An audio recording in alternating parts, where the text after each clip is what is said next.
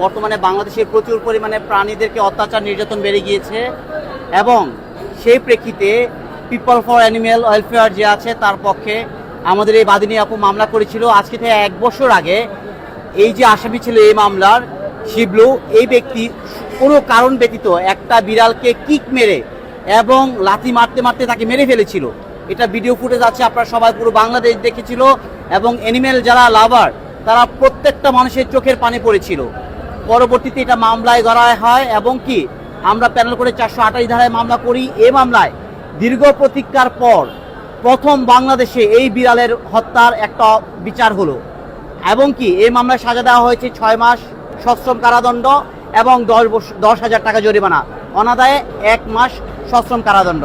তবে আমি চাই বর্তমানে বাংলাদেশে যারা এনিম্যাল ক্রুয়েলিটি করছেন তারা এর থেকে শিক্ষা গ্রহণ করবেন। ভবিষ্যতে যদি আপনারা এই ধরনের কোনো অন্যায়ের সাথে জড়িয়ে যান এবং এই ধরনের কোনো কাজ করেন তাহলে কিন্তু আমরা আপনাদের কাজ ছাড় দেব না।